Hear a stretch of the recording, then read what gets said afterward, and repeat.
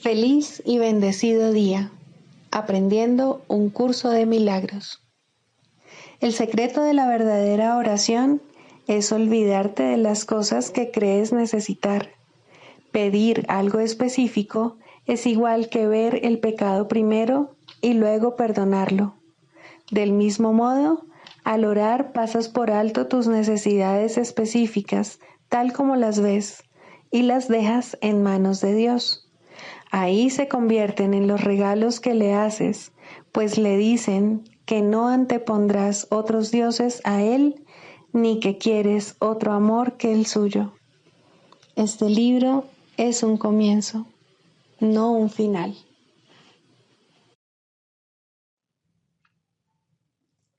Del prefacio, que postula, párrafo 2.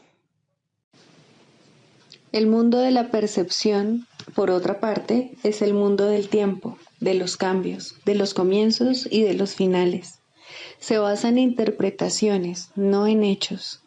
Es un mundo de nacimientos y muertes, basado en nuestra creencia en la escasez, en la pérdida, en la separación y en la muerte.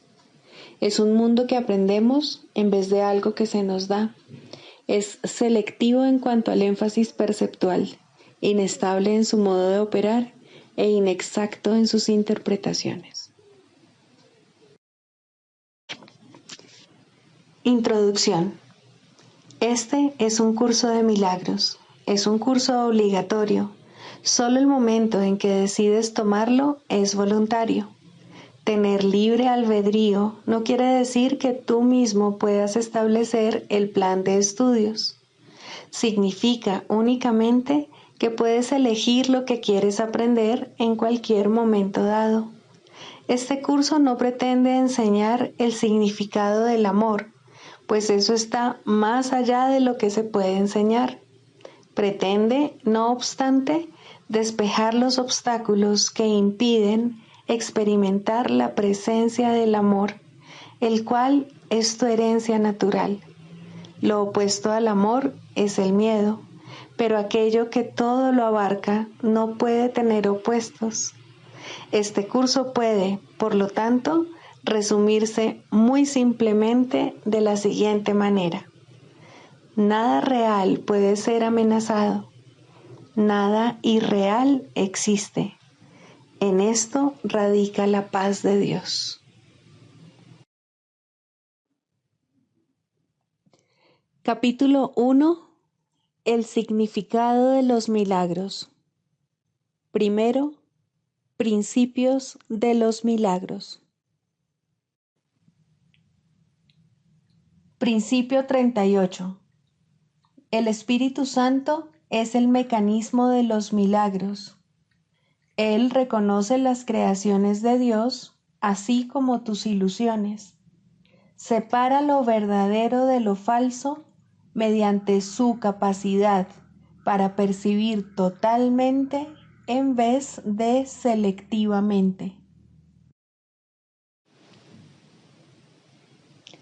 Capítulo 16. El perdón de las ilusiones. 7. El final de las ilusiones. Es imposible abandonar el pasado sin renunciar a la relación especial, pues la relación especial es un intento de revivir el pasado y alterarlo. Toda imaginada ofensa, todo dolor que todavía se recuerde, así como todas las desilusiones pasadas y las injusticias y privaciones que se percibieron, forman parte de la relación especial, que se convierte en el medio por el que intentas reparar tu herido amor propio. Sin el pasado, ¿de qué base dispondrías para elegir a un compañero especial? Toda elección al respecto se hace por razón de algo malo que ocurrió en el pasado, a lo que aún te aferras y por lo que otro tiene que pagar. La relación especial es una venganza contra el pasado. Al tratar de eliminar todo sufrimiento pasado, pasa por alto el presente, pues está obsesionada con el pasado y comprometida totalmente a Él. Ninguna relación especial se experimenta en el presente. Sombras del pasado la envuelven y la convierten en lo que es. No tiene ningún significado en el presente, y si no significa nada en el ahora, no significa nada en absoluto. ¿Cómo ibas a poder cambiar el pasado salvo en fantasías? ¿Y quién te puede dar aquello de lo que según tú se te privó en el pasado? El pasado no es nada. No trates de culparlo por tus privaciones, pues el pasado ya pasó. En realidad es imposible que no puedas desprenderte de lo que ya pasó. Debe ser, por lo tanto, que estás perpetuando la ilusión de que todavía está ahí porque crees que sirve para algún propósito que quieres ver realizado. Y debe ser también que ese propósito no puede realizarse en el presente, sino solo en el pasado. No subestimes la intensidad del deseo del ego por vengarse del pasado. El ego es absolutamente cruel y completamente demente. Se acuerda de todo lo que hiciste que lo ofendió e intenta hacer que pagues por ello. Las fantasías que lleva a las relaciones que ha escogido para exteriorizar su odio son fantasías de tu destrucción, pues el ego te guarda rencor por el pasado, y si te escapas del pasado, se vería privado de consumar la venganza que, según él, tan justamente mereces. Sin embargo, si no te tuviese a ti de aliado de tu propia destrucción, el ego no podría utilizar el pasado contra ti. En la relación especial permites tu propia destrucción.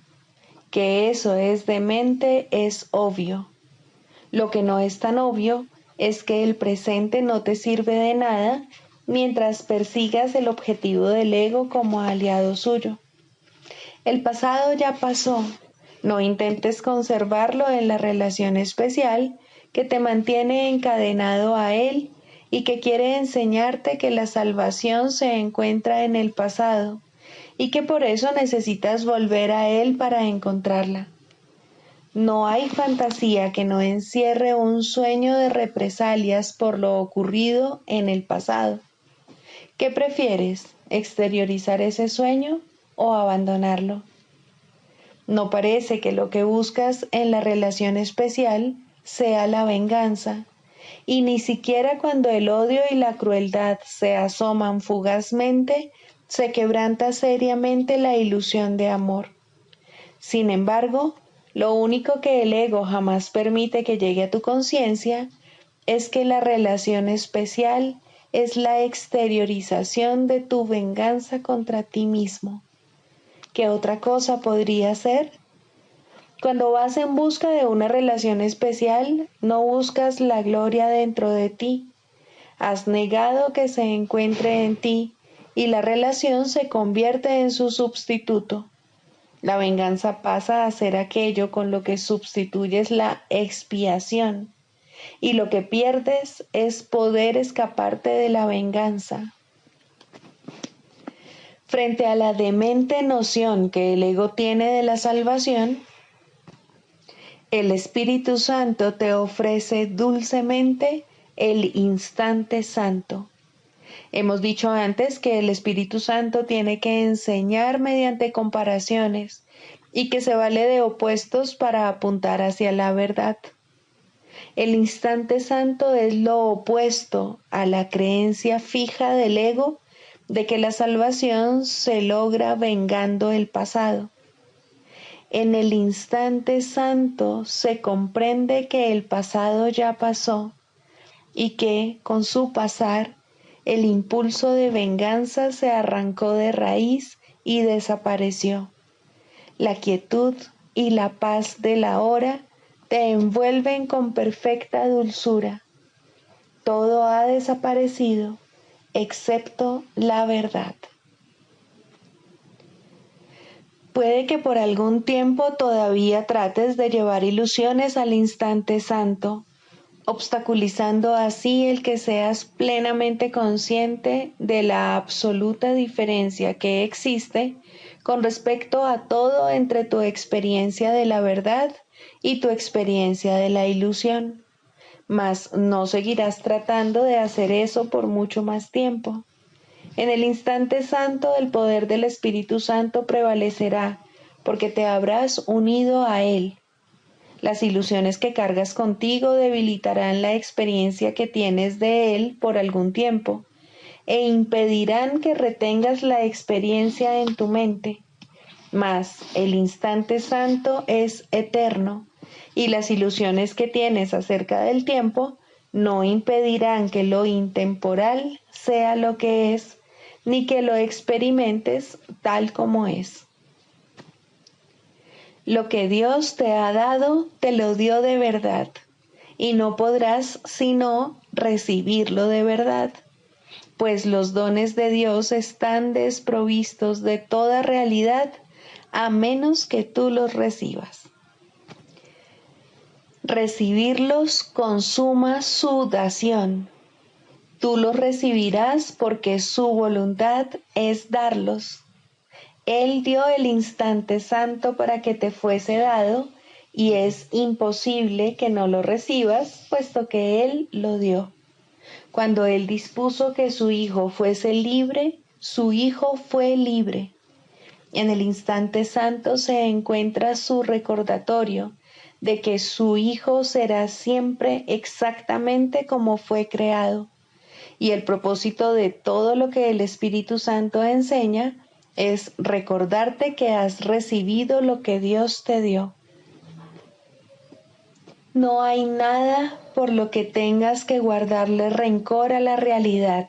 Lo único que debes perdonar son las ilusiones que has albergado contra tus hermanos. Su realidad no tiene pasado, y lo único que se puede perdonar son las ilusiones. Dios no le guarda rencor a nadie, pues es incapaz de albergar ningún tipo de ilusión. Libera a tus hermanos de la esclavitud de sus ilusiones, perdonándolos por las ilusiones que percibes en ellos. Así aprenderás que has sido perdonado, pues fuiste tú quien les ofreció ilusiones. En el instante santo, esto es lo que se lleva a cabo por ti mientras estés en el tiempo, para de este modo brindarte la verdadera condición del cielo. Recuerda que siempre eliges entre la verdad y las ilusiones, entre la verdadera expiación que cura y la expiación del ego que destruye. Todo el poder y amor de Dios, sin límite alguno, te apoyarán a medida que busques únicamente el papel que te corresponde desempeñar en el plan de la expiación que procede de su amor. Sé un aliado de Dios y no del ego en tu búsqueda para descubrir cómo alcanzar la expiación. Con su ayuda basta, pues su mensajero sabe cómo restituirte el reino y hacer que todo tu interés en la salvación se centre en tu relación con Él. Busca y encuentra su mensaje en el instante santo, en el que se perdonan todas las ilusiones. Desde ahí, el milagro se extiende para bendecir a todo el mundo y resolver todo problema, percíbase como grande o pequeño, como que puede ser resuelto o como que no. No hay nada que no ceda ante Él y su majestad. Unirse en estrecha relación con Él es aceptar todas las relaciones como reales y, gracias a su realidad, abandonar las ilusiones a cambio de la realidad de tu relación con Dios. Alabada sea la relación que tienes con Él y ninguna otra. La verdad reside en ella y no en ninguna otra parte. Eliges esto o nada. Perdónanos nuestras ilusiones, Padre, y ayúdanos a aceptar nuestra verdadera relación contigo, en la que no hay ilusiones, y en la que jamás puede infiltrarse ninguna. Nuestra santidad es la tuya. ¿Qué puede haber en nosotros que necesite perdón si tu perdón es perfecto? El sueño del olvido no es más que nuestra renuencia a recordar tu perdón y tu amor. No nos dejes caer en la tentación, pues la tentación del Hijo de Dios no es tu voluntad. Y déjanos recibir únicamente lo que tú has dado y aceptar solo eso en las mentes que tú creaste y que amas. Amén.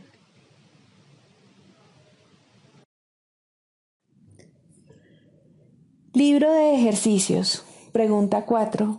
¿Qué es el pecado? El pecado es demencia. Es lo que hace que la mente pierda su cordura y trate de que las ilusiones ocupen el lugar de la verdad. Y al estar loca, la mente ve ilusiones donde la verdad debería estar y donde realmente está. El pecado dotó al cuerpo con ojos, pues, ¿qué iban a querer contemplar los que están libres de pecado? ¿Para qué iban a querer la vista, el sonido o el tacto? ¿Qué iban a querer oír o intentar asir? ¿Qué necesidad iban a tener de los sentidos? Usar los sentidos es no saber, y la verdad solo se compone de conocimiento y de nada más. El cuerpo es el instrumento que la mente fabricó en su afán por engañarse a sí misma. Su propósito es luchar, mas el objetivo por el que lucha puede cambiar, y entonces el cuerpo lucha por otro objetivo. Lo que ahora persigue lo determina el objetivo que la mente ha adoptado para sustituir a la meta de engañarse a sí misma que antes tenía. La verdad puede ser su objetivo, tanto como las mentiras, y así los sentidos buscarán lo que da fe a la verdad. El pecado es la morada de las ilusiones, las cuales representan únicamente cosas imaginarias, procedentes de pensamientos falsos. Las ilusiones son la prueba de que lo que no es real lo es. El pecado prueba que el Hijo de Dios es malvado, que la intemporalidad tiene que tener un final y que la vida eterna sucumbirá ante la muerte. Y Dios mismo ha perdido al Hijo que ama, y de lo único que puede valerse para alcanzar su plenitud es la corrupción. La muerte ha derrotado su voluntad para siempre. El odio ha destruido el amor y la paz ha quedado extinta para siempre. Los sueños de un loco son pavorosos y el pecado parece ser ciertamente aterrador. Sin embargo, lo que el pecado percibe no es más que un juego de niños. El Hijo de Dios puede jugar a haberse convertido en un cuerpo que es presa de la maldad y de la culpabilidad, y a que su corta vida acabe en la muerte.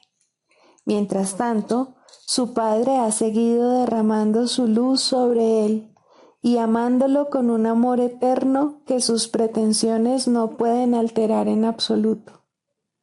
¿Hasta cuándo, Hijo de Dios, vas a seguir jugando el juego del pecado? ¿No es hora ya de abandonar esos juegos peligrosos? ¿Cuándo vas a estar listo para regresar a tu hogar? ¿Hoy quizá?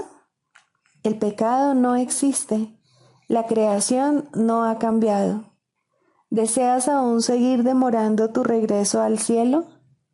¿Hasta cuándo, Santo Hijo de Dios, vas a seguir demorándote? ¿Hasta cuándo? Lección 260. Que recuerde que Dios me creó. Padre, yo no me creé a mí mismo. aunque en mi demencia creí que así había sido. No obstante, en cuanto que, pensamiento tuyo, no he abandonado mi fuente y sigo siendo parte de aquel que me creó. Tu Hijo, Padre mío, te llama hoy. Que recuerde que tú me creaste, que recuerde mi identidad y que deje que mi impecabilidad vuelva a alzarse ante la visión de Cristo, a través de la cual deseo hoy contemplar a mis hermanos y contemplarme a mí mismo. Ahora recordamos nuestra fuente y en ella encontramos por fin nuestra verdadera identidad. Somos en verdad santos, porque nuestra fuente no conoce el pecado, y nosotros que somos sus hijos, somos semejantes los unos a los otros y semejantes a Él.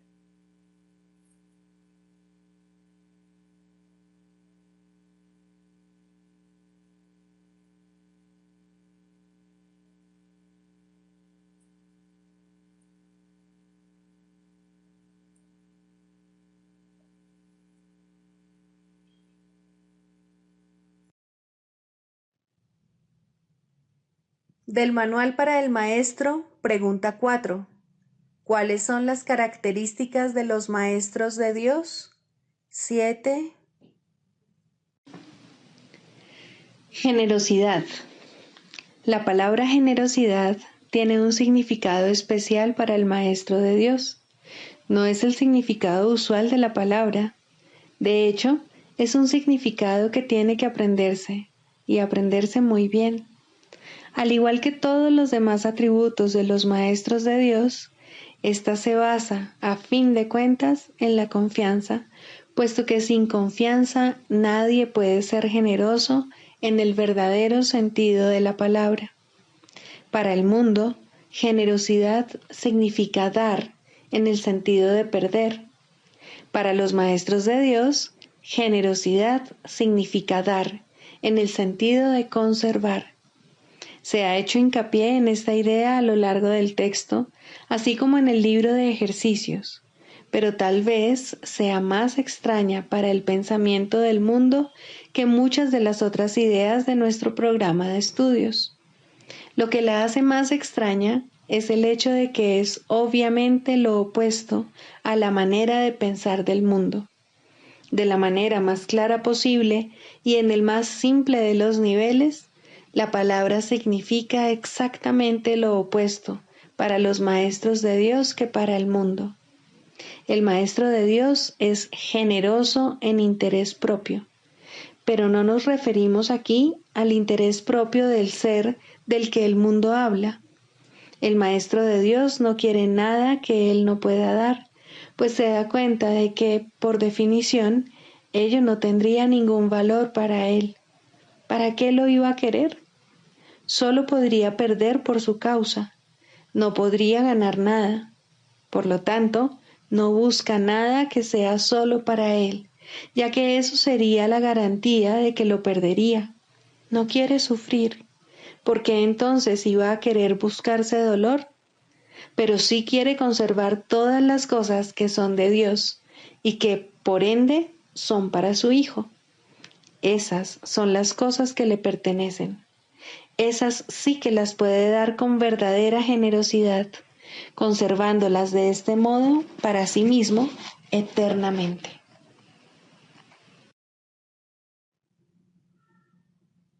Manual para el Maestro, pregunta 17. ¿Cómo lidian los maestros de Dios con los pensamientos mágicos? Esta es una pregunta crucial, tanto para el maestro como para el alumno. Si no se trata bien este asunto, el maestro de Dios se habrá hecho daño a sí mismo y habrá atacado a su alumno. Esto refuerza el miedo y hace que la magia les parezca real a ambos. La manera de lidiar con la magia es, por lo tanto, una de las lecciones fundamentales que el Maestro de Dios tiene que aprender cabalmente. Su responsabilidad principal al respecto es no atacarla. Si un pensamiento mágico despierta hostilidad, de la clase que sea, el Maestro de Dios puede estar seguro de que está reforzando su propia creencia en el pecado y de que se ha condenado a sí mismo. Puede estar seguro además que les ha abierto las puertas a la depresión, al miedo, al desastre. Que recuerde entonces que no es esto lo que quiere enseñar, porque no es esto lo que quiere aprender. Existe, no obstante, la tentación de responder a la magia de tal manera que ello la refuerza. Y esto no es siempre obvio. De hecho, puede estar fácilmente oculto bajo un aparente deseo de ayudar. Este doble deseo es lo que hace que la ayuda no sirva de gran cosa y que inevitablemente produzca resultados indeseables. Tampoco se debe olvidar que el resultado que se produzca será el mismo para él que para el alumno. ¿Cuántas veces se ha subrayado el hecho de que solo te das a ti mismo? ¿Y dónde podría observarse esto con mayor claridad que en los tipos de ayuda que el Maestro de Dios presta a aquellos que necesitan su ayuda? En estas situaciones es donde más claramente se le da su propio regalo, pues Él solo dará lo que haya elegido para sí mismo. Y en ese regalo reside su juicio acerca del Santo Hijo de Dios. Lo más fácil es permitir que el error se corrija allí donde es más evidente, y los errores se conocen por sus resultados. Una lección que verdaderamente se ha enseñado no puede conducir sino a la liberación del maestro y del alumno, que han compartido un mismo propósito. El ataque puede producirse únicamente si han percibido objetivos separados, y este debe ser el caso si el resultado es cualquier otra cosa que no sea dicha. El hecho de que el Maestro de Dios tenga una sola meta hace que el objetivo dividido del alumno se enfoque en una sola dirección y que la llamada de ayuda se convierta en su única petición. Esta se contesta fácilmente con una sola respuesta, y esta respuesta llegará sin lugar a dudas a la mente del maestro. Desde ahí irradiará a la mente del alumno, haciéndola así una con la suya. Tal vez sea útil recordar que nadie puede enfadarse con un hecho.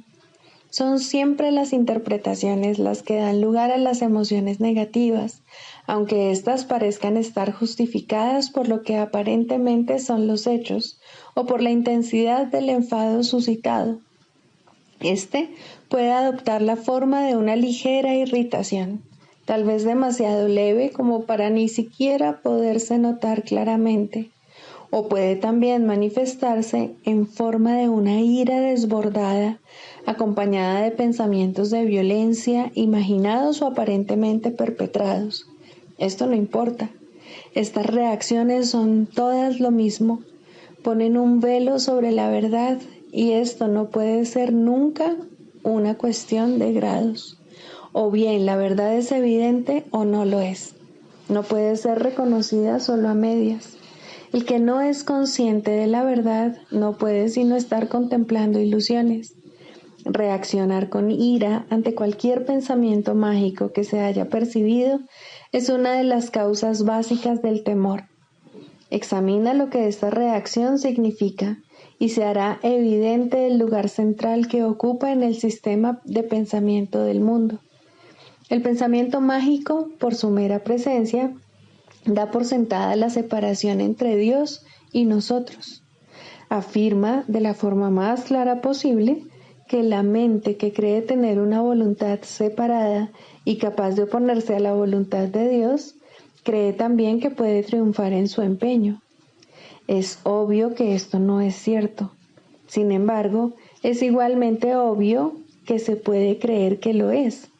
Y ahí es donde la culpabilidad tiene su origen. Aquel que usurpa el lugar de Dios y se lo queda para sí mismo, tiene ahora un enemigo mortal. Y ahora él mismo tiene que encargarse de su propia protección y construir un escudo con que mantenerse a salvo de una furia tenaz y de una venganza insaciable. ¿Cómo se puede resolver esta injusta batalla? Su final es inevitable, pues su desenlace no puede ser otro que la muerte. ¿Cómo entonces puede uno confiar en sus propias defensas? Una vez más, pues, hay que recurrir a la magia. Olvídate de la batalla, acéptala como un hecho y luego olvídate de ella. No recuerdes las ínfimas probabilidades que tienes de ganar. No recuerdes la magnitud del enemigo, ni pienses cuán débil eres en comparación con él. Acepta tu estado de separación, pero no recuerdes cómo se originó. Cree que has ganado la batalla, pero no conserves el más mínimo recuerdo de quién es realmente tu formidable contrincante. Al proyectar tu olvido sobre él, te parecerá que él se ha olvidado también. Mas, ¿cuál va a ser ahora tu reacción ante todos los pensamientos mágicos? No pueden sino volver a despertar tu culpabilidad durmiente que has ocultado pero no has abandonado. Cada uno le dice claramente a tu mente atemorizada: has usurpado el lugar de Dios, no creas que Él lo ha olvidado. Aquí es donde más vívidamente se ve reflejado el temor a Dios, pues en ese pensamiento la culpabilidad ha elevado la locura al trono del mismo Dios.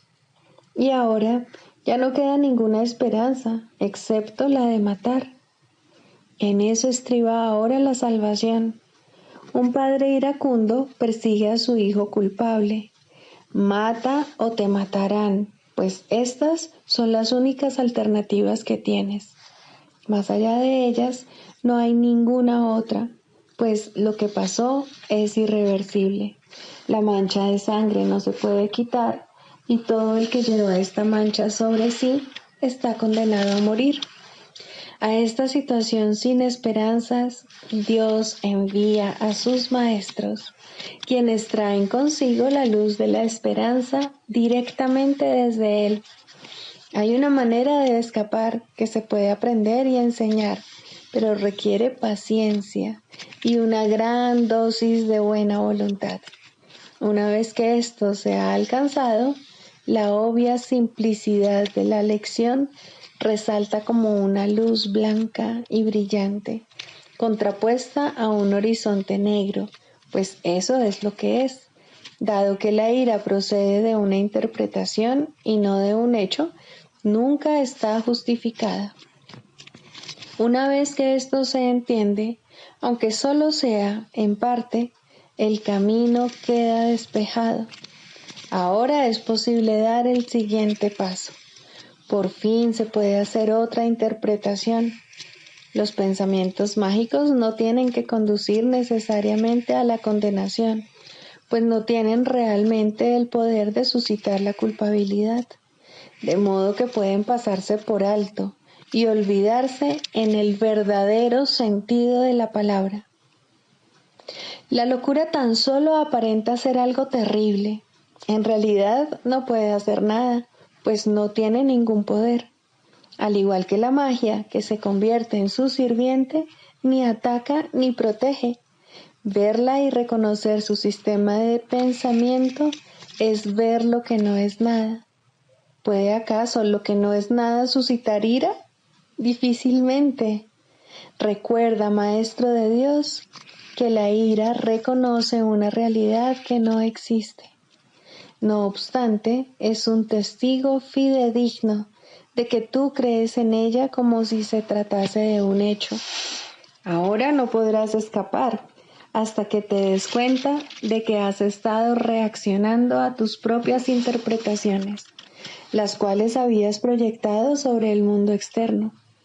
Permite que se te despoje de esa siniestra espada.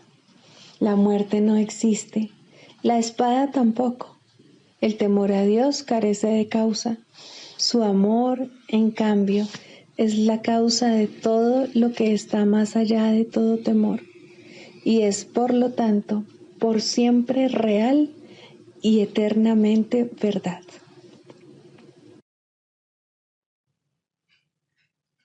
Clarificación de términos. El ego, el milagro. Las ilusiones no perdurarán. Su final es indudable y eso es lo único que es seguro en su mundo. Por eso es por lo que es el mundo del ego. ¿Qué es el ego? El ego no es más que un sueño de lo que en realidad eres. Un pensamiento de que estás separado de tu creador y un deseo de ser lo que él no creó. El ego es un producto de la locura, no de la realidad. Es tan solo un nombre para lo innombrable, un símbolo de lo imposible, una elección de opciones que no existen. Le damos un nombre solo para que nos ayude a entender que no es más que un pensamiento ancestral según el cual aquello que se ha inventado es inmortal. Mas, ¿qué podría proceder de ello excepto un sueño que, al igual que todos los demás sueños, tan solo puede terminar en la muerte? ¿Qué es el ego? El ego no es nada, pero se manifiesta de tal forma que parece ser algo. En un mundo de formas no se puede negar al ego, pues solo él parece real. Mas, ¿podría el Hijo de Dios, tal como su Padre lo creó, morar en una forma o en un mundo de formas? Si alguien te pide que definas al ego y expliques cómo se originó, es porque cree que el ego es real e intenta, por definición, asegurarse de que su naturaleza ilusiva quede oculta tras las palabras que parecen otorgarle realidad. Ninguna definición que se haya hecho de una mentira puede hacer que ésta sea verdad, ni tampoco puede haber una verdad que las mentiras puedan realmente ocultar. La irrealidad del ego no se niega con palabras, ni su significado se vuelve claro por el hecho de que su naturaleza parezca tener una forma. ¿Quién puede definir lo indefinible? Sin embargo, incluso para esto hay una respuesta. No podemos formular realmente una definición de lo que es el ego, pero sí podemos decir lo que no es. Y esto lo podemos ver con perfecta claridad. Basándonos en eso, podemos deducir lo que es. Observa su opuesto y verás la única respuesta que tiene sentido. A lo opuesto al ego, desde cualquier punto de vista, origen, efectos y consecuencias, le llamamos milagro. En él encontramos todo lo que no tiene que ver con el ego en este mundo. El milagro es lo opuesto al ego, y solo en él podemos observar lo que era el ego, pues en él vemos lo que éste aparentemente hacía, y la causa y sus efectos no pueden sino seguir siendo una misma cosa. Donde antes había obscuridad, ahora veremos luz. ¿Qué es el ego? Lo que antes era la obscuridad. ¿Dónde está el ego? Donde antes estaba la oscuridad. ¿Qué es ahora y dónde puede encontrársele? No es nada y no se le puede encontrar en ninguna parte. Ahora la luz ha llegado y su opuesto se ha ido sin dejar ni rastro. Donde antes había maldad, ahora hay santidad. ¿Qué es el ego? Lo que antes era maldad. ¿Dónde está el ego? En una pesadilla que solo parecía ser real mientras la estabas soñando. Donde antes había crucifixión, ahora está el Hijo de Dios. ¿Qué es el ego? ¿Quién tiene necesidad de preguntar? ¿Dónde está el ego?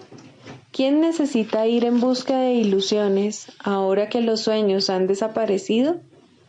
¿Qué es un milagro? Un milagro es un sueño también, pero si observas todos los aspectos de ese sueño, jamás volverás a dudar. Observa el bondadoso mundo que se extiende ante ti mientras caminas envuelto en mansedumbre. Observa a los ayudantes que encuentras a lo largo del camino que recorres, felices ante la certeza del cielo y la garantía de paz.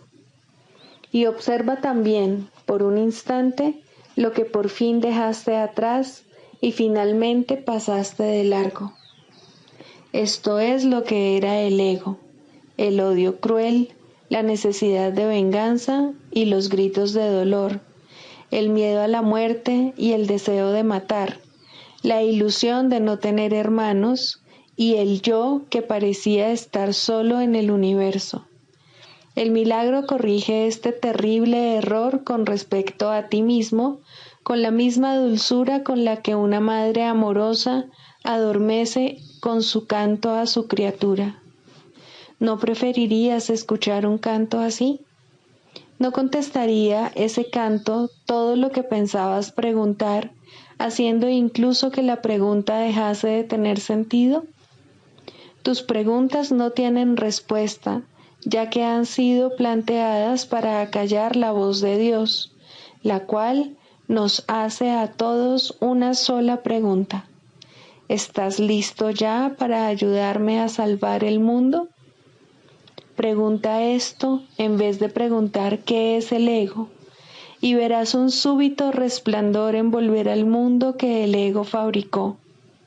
Ahora no se le niega a nadie ningún milagro. El mundo se ha salvado de todo lo que tú pensabas que era, y lo que es ha sido siempre absolutamente puro y jamás ha sido condenado. El milagro perdona, el ego condena.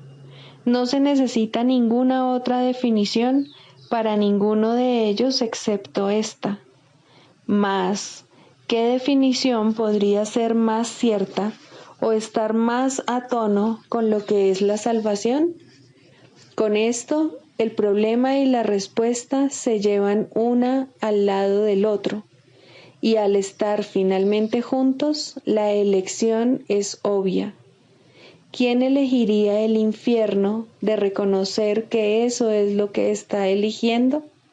¿Y quién no seguiría adelante un poco más cuando le ha sido dado comprender que el camino es corto y que el cielo es su meta? Psicoterapia. Primero, el propósito de la psicoterapia. Muy sencillamente, el propósito de la psicoterapia es eliminar los obstáculos a la verdad. Su objetivo es ayudar al paciente a abandonar su fijo sistema ilusorio y comenzar a reconsiderar las espurias relaciones causa-efecto sobre las cuales descansa este sistema.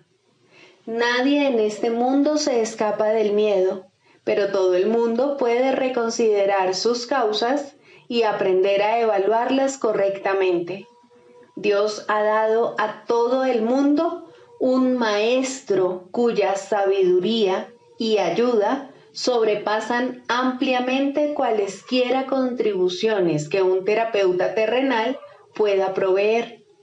Sin embargo, hay momentos y situaciones en las cuales una relación terrenal paciente-psicoterapeuta se convierte en la manera a través de la cual él ofrece sus más grandes regalos a ambos. ¿Qué mejor propósito podría una relación tener que el de invitar al Espíritu Santo a entrar en ella y dar su propio gran regalo de regocijo? ¿Qué más alta meta podría haber para cualquiera que la de aprender a invocar a Dios y escuchar su respuesta? ¿Y qué objetivo más trascendente puede haber que el de evocar el camino, la verdad y la vida y recordar a Dios? Ayudar en esto es el propósito correcto de la psicoterapia. ¿Podría algo ser más santo? Pues la psicoterapia, entendida correctamente, enseña el perdón y ayuda al paciente a reconocerlo y a aceptarlo. Y en su sanación, el terapeuta se perdona junto con él. Todo el que necesita ayuda, sin importar la forma de su sufrimiento, se está atacando a sí mismo y como consecuencia de ello, la paz de su mente está sufriendo. Estas tendencias a menudo se describen como autodestructivas y con frecuencia el paciente mismo las percibe de esa forma.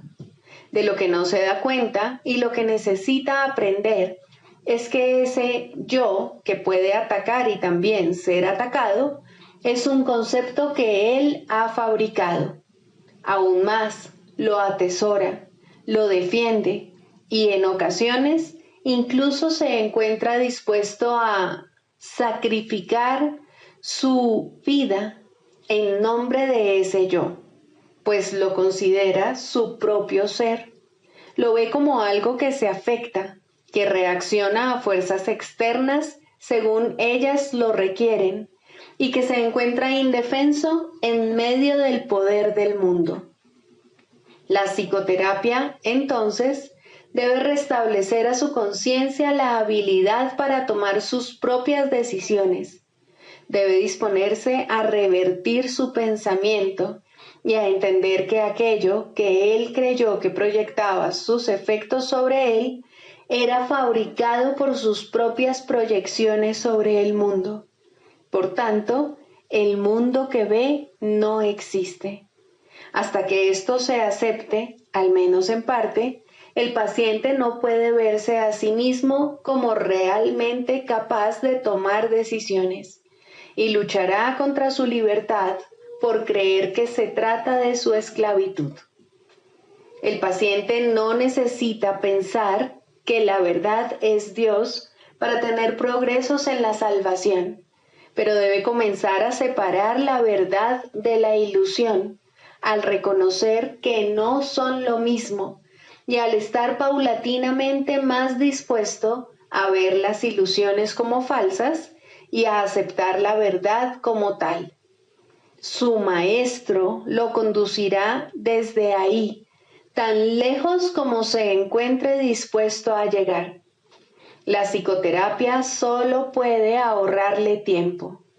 El Espíritu Santo usa el tiempo como lo considera mejor, y Él nunca se equivoca. La psicoterapia, bajo su dirección, es uno de los medios que usa para ahorrar tiempo y para preparar maestros adicionales para su obra. La ayuda que Él comienza y dirige no tiene fin. Cualquiera que sea la ruta que Él elija, toda psicoterapia finalmente conduce a Dios. Pero eso se le deja a Él. Todos somos sus psicoterapeutas, pues quiere que todos seamos sanados en Él. El canto de la oración. Segundo, la escalera de la oración. La oración no tiene principio ni fin, es parte de la vida, pero sí cambia de forma y crece a medida que uno va aprendiendo hasta que alcanza su estado amorfo y se funde en una comunicación total con Dios. En su aspecto peticionario, no necesita apelar a Dios, que de hecho rara vez se hace, y ni siquiera entraña creencia alguna en Él. En estos niveles, la oración es un simple desear que surge de un sentido de carencia y escasez. Estas formas de oración o de pedir desde la necesidad siempre entrañan un sentimiento de debilidad e insuficiencia. Nadie, pues, que esté seguro de su identidad, podría orar de esta manera. Pero no es menos cierto que nadie que no tenga certeza sobre su identidad puede evitar hacerlo. La oración es tan continua como la vida. Todo el mundo ora sin cesar. Pide y ya has recibido, pues has determinado qué es lo que quieres. Es posible, asimismo, alcanzar una forma más elevada de pedir desde la necesidad, puesto que en este mundo la oración es reparadora y, por lo tanto, entraña niveles de aprendizaje. En este caso, la petición puede ser dirigida a Dios con verdadera fe, pero aún sin comprensión. Por lo general, se ha alcanzado un vago y con frecuencia inestable sentido de identificación con Él, pero tiende a estar desenfocado por un sentimiento de pecado profundamente arraigado. En este nivel es posible que se sigan pidiendo cosas mundanas en variedad de formas, como también es posible pedir dones tales como la bondad o la honestidad y, en particular, perdón para las muchas fuentes de culpa que inevitablemente yacen bajo cualquier oración procedente de la necesidad. Sin culpa no hay escasez. Quien está libre de pecado no tiene necesidades.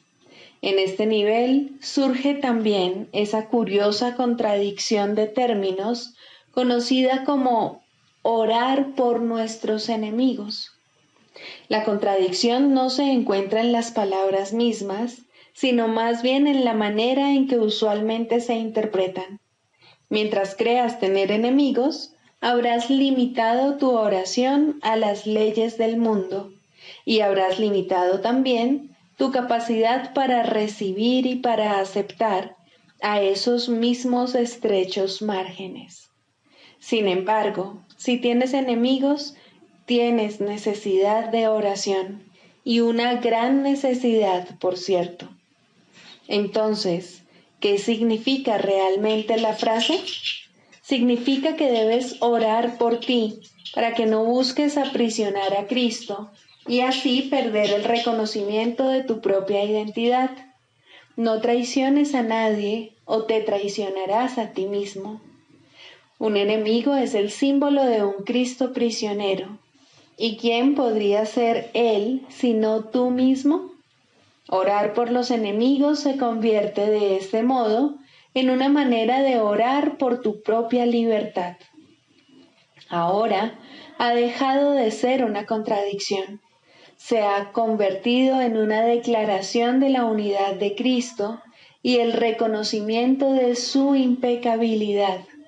Ahora se ha vuelto santa, pues reconoce al Hijo de Dios tal como fue creado. Nunca olvides que la oración, en cualquiera de sus niveles, es siempre para uno mismo. Si te unes a alguien en oración, lo haces parte de ti. El enemigo eres tú, al igual que eres el Cristo. Por ello, antes de hacerse santa, la oración es una elección. Tú no eliges por otro, solo puedes elegir por ti mismo. Ora verdaderamente por tus enemigos, pues en esto radica tu propia salvación. Perdónalos por tus pecados y serás realmente perdonado. La oración es una escalera que llega hasta el cielo. En lo alto se produce una transformación muy similar a la tuya, pues la oración es parte de ti. Las cosas de la tierra se dejan atrás y ya no se recuerdan más. No se hacen peticiones, puesto que nada falta.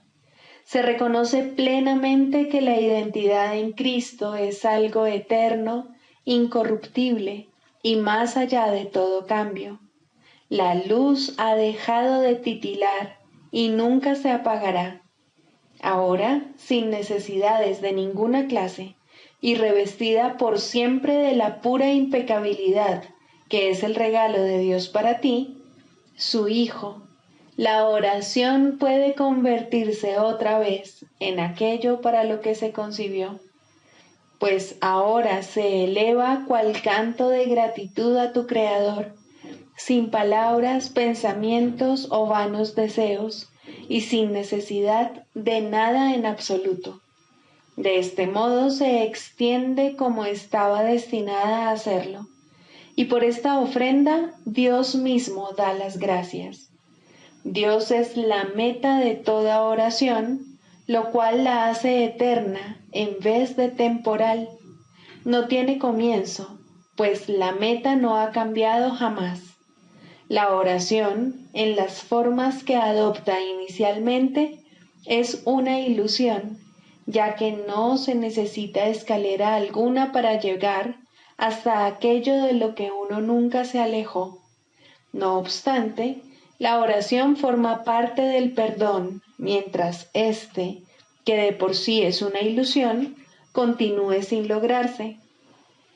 La oración estará ligada al aprendizaje hasta que el objetivo del aprendizaje se haya alcanzado, y entonces todas las cosas se transformarán al unísono y retornarán libres de toda mancha a la mente de Dios. Al encontrarse más allá de lo que se puede aprender, este estado es indescriptible. Es necesario, no obstante, entender las etapas por las que hay que pasar para su obtención, si la paz ha de ser restaurada en el Hijo de Dios, quien vive ahora en la ilusión de la muerte y el temor de Dios. Sigamos a Jesús haciendo del perdón algo tan natural como respirar y algo tan vital como el aire. Amén.